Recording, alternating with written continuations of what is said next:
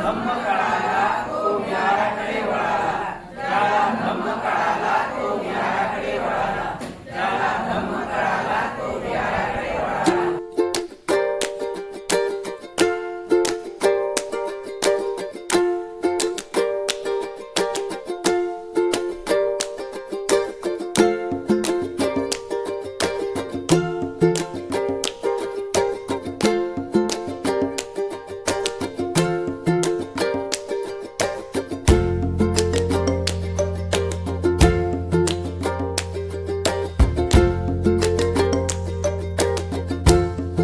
अजिंठा बुद्ध विहार धाग YouTube channel.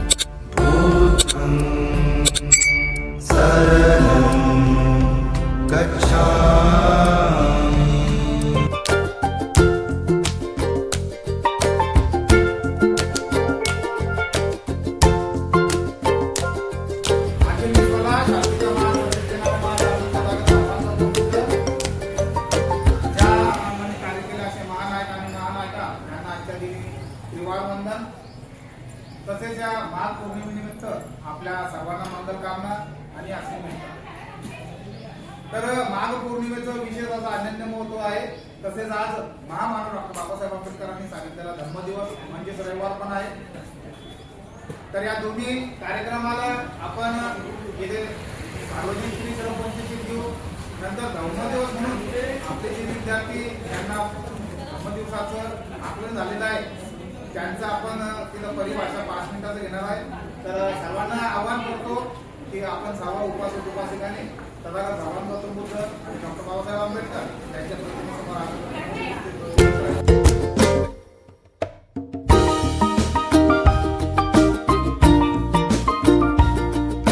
विश्वरत्न परमपूज्य Bodhisattva doctor Babasaheb आंबेडकरांचा, विश्वरत्न परमपूज्य बोधिसत्व डॉक्टर बाबासाहेब आंबेडकरांचा जय.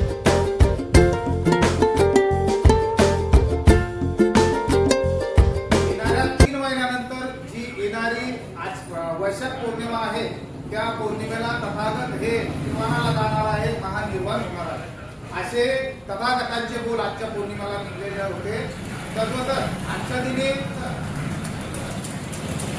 उर्वेला काश्यप होते, उर्वेला नदी होती असे जे 3 काश्यप होते ते 3 बंधू यांच्यासोबत 1250 अरहंत भिक्खू तसेच सारीपुत्त आणि मोगलाय यांच्यासोबत 250 भिक्खू या सर्वांच्या वतीने धम्मसंगीती झाली होती असं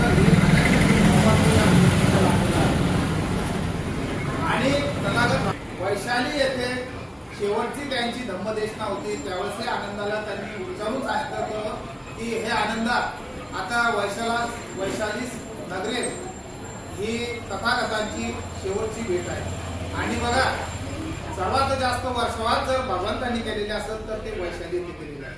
म्हणून शेवटचं वर्षवास आणि शेवटचं महापरिनिर्वाणा अगोदर शेवटची भेटी भगवंतांनी वैशाली नगरी केली होती असे पूर्ण संचय तिथल्या उपासक उपासिकांचे होते. म्हणून असं अनन्य असं साधारण महत्व आजच्या पौर्णिमेला आहे. म्हणजे श्री शरद पंचशील ग्रहण करून तिथला कार्यक्रम संपन्न करू.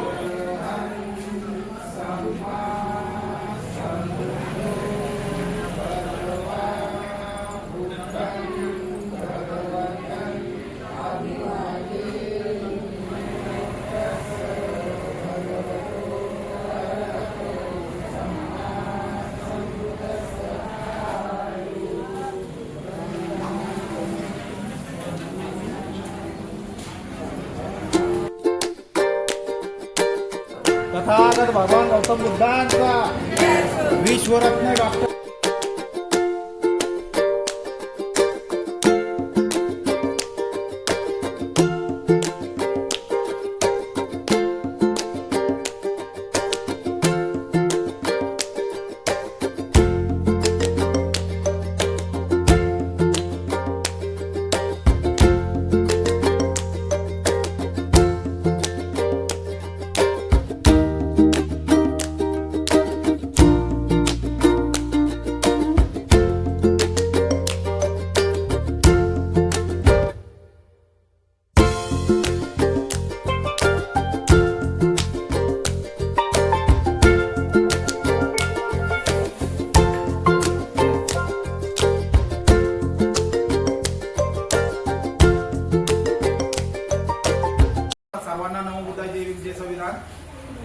माघ पौर्णिमा तसेच धम्मदिवस या निमित्त सर्वांना मंगलकामना, मंगलमय शुभेच्छा आणि असीम अशी एकता, मंगलमैत्री.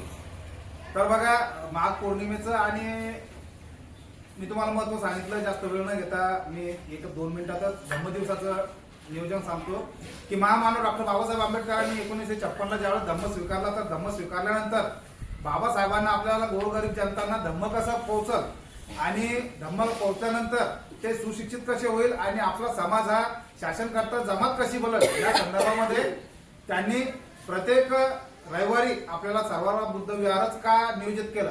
कारण बुद्ध विहारात जाऊनच तुम्ही ज्ञानाची देवाणघेवाण करू शकता. तिथं जाऊनच तुम्ही शांततेनं तुमच्या काया वाचा मनाने तुमच्या चित्तातले विकार काढू शकता आणि येणाऱ्या पिढीसाठी नवीन मार्गदर्शन म्हणून तुम्ही तिथे काहीतरी नवीन योजना करू शकता. म्हणून बाबासाहेबांनी दर रविवारी तुम्हाला विहारात जायला सांगितलं होतं. आपण कीर्तन त्या प्रत्येक विहारात सांगत गेलो आणि आज आपल्याला त्याचा जो परिणाम आहे तो आज संध्याकाळी ते दिसल. कार्य एवढी तुमची मंगलमैत्री तुमच्यापासून सुरुवात केली, आज ती 15 विहारात जाऊन बसते. आता 15चे 50, 50चे 5,000 विहार होते.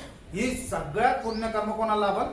हे तुम्हाला लाभल. कारण तुमची मंगलमैत्री, तुमचा आशीर्वाद, त्यामुळे ह्या सर्व घटना घडू या कशामुळं? तुमचं धम्माचं आचरण. बुद्ध तुम्हाला कळले, बाबासाहेब कळाले. आतापर्यंत मी तेच सांगत असतो की आमच्या महिला उपासकांनी 8 वर्ष समाज मंदिरामध्ये आमच्या बुद्ध आणि धम्मपठण केला.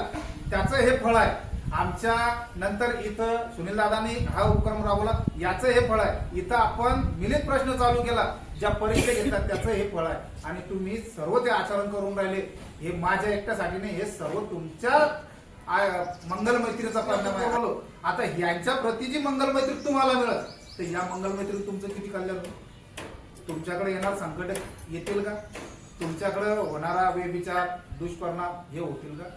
म्हणून भगवंतांनी सांगितलेलं मंगलमैत्रीचा हा परिणाम तुम्ही आज पण मंगलमैत्री चालू ठेवा. आपण जसं दर पौर्णिमेला मंगलमैत्री करतो, घेतो की नाही सर्वांप्रती, तर त्या मंगलमैत्रीचा परिणाम ह्या पौर्णिमेत ते पूर्ण एवढा येतो. परंतु आपण बाबासाहेबांनी सांगितलेल्याप्रमाणे आपण दर रविवारी ही योजना का ऐकली? कारण यापासून आपले विद्यार्थी घडणार आहेत.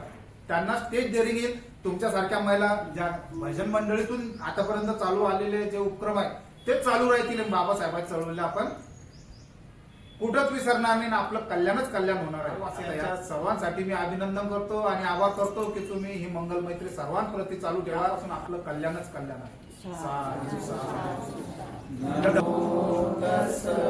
भगवतो अरहतो सम्मा संबुद्धस्से शरणं गच्छामि. धम्मं शरणं गच्छामि, संघं शरणं गच्छामि.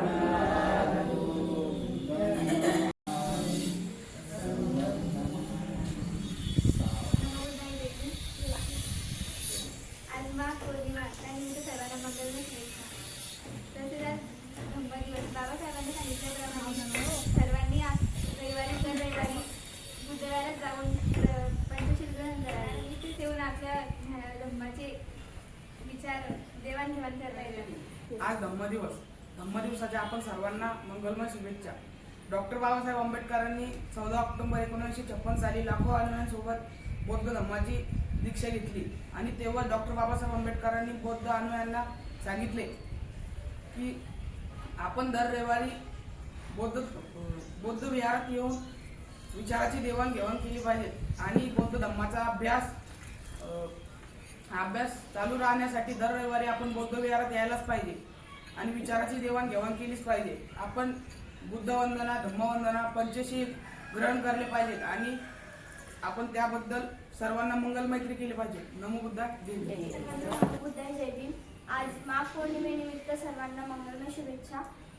आज तसेच आज धम्मदिवस. धम्मदिवसाच्या दिवशी आपण सर्वांनी धम्मदिवस हा साजरा करावा, पंचशील ग्रहण करावे आणि तसेच आता सध्या म्हणजे आम्ही सगळे जे स्टुडंट आहोत त्यांचं सध्या अभ्यासाचं खूप लोड आहे. 10वी 12वीचे पेपर्स येणार आहेत, तर त्यांना मी सांगू इच्छिते की जर नसेल घरी आपल्याकडून काही बुद्धांचे विचार घेता येत असेल तर थोडा वेळ तरी विहारात येऊन 5-10 मिनिट त्यांनी आनापान करावे, शांत मनाने शांत चित्ताने अभ्यास करावे आणि आपलं मन परिवर्तन होईल असे कामे करावेत. आणि सर्वप्रथम दादांचं अभिनंदन करते मी की त्यांनी अजिंठा बुद्ध विहार जोडो हे चॅनल ओपन केलं. त्यांचं खूप गावांमध्ये जाऊन ते खूप प्रगती करत आहे. आपल्या अजिंठा बुद्ध विहाराचं खूप नाव मोठं करत आहे. त्याबद्दल आपलं सर्वांचे अभिनंदन करते. आणि तिने सांगितले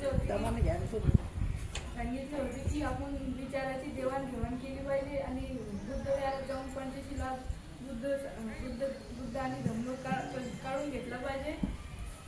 साधू आज रविवार, आज महापौर्णिमा आणि आज धम्मदिवस पण आहे. तर आज सगळ्यांनी बुद्ध विहारात यावे आणि ज्ञान घ्यावे. बुद्धाय जय भीम. बुद्धाय जय भीम. आज धम्मदिवस म्हणजे माघ पौर्णिमा. सर्वांनी धम्मदिवसाच्या दिवशी म्हणजे रविवारी सर्वांनी बुद्ध विहारात जावे. तिथे धम्माची देवाणघेवाण घ्यावे, ग्रंथ वाचावे. ग्रंथ नाही जमेल तर छोटे छोटे भगवान गौतम बुद्धांची पुस्तके वाचावेत आणि तिच्यातून ज्ञान घ्यावेत. आणि अजून दररोज होत असेल तर विहारात जावे आणि तिथे धम्म आचरण करावे आणि गाथा म्हणावेत. एवढं करून मी माझे 2 शब्द संपवतो. आपण इथे सगळे जमलो आहोत त्यांच्या बरोबर. तर रविवारी आपण बुद्ध विहारात यावे आणि मंदिरात करावे. दर रविवारी सगळ्यांनी इथे जमावे आणि सगळ्यांनी यावे विहारात, वंदना घ्यायची आणि आपले इथे हे करायचे, पूजन करायचं. सर्वांनी इथे यायचं. दर रविवारी बुद्ध विहारामध्ये यायचं. एवढं बोलून मी माझे 2 शब्द संपवते. जय भीम. आज माघ पौर्णिमेच्या सर्वांना मंगलमय शुभेच्छा तसेच धम्मदिवसाच्या मंगलमय शुभेच्छा. दर रविवारी विहारामध्ये आपण जायलाच पाहिजे. विचारांची देवाणघेवाण करायलाच पाहिजे. आणि आपल्या लहान लेकरांना, मुलांना संस्कार म्हणजे कुठं घडतील ते विहारामध्ये येऊन त्यांना पंचशील ग्रहण लावायची.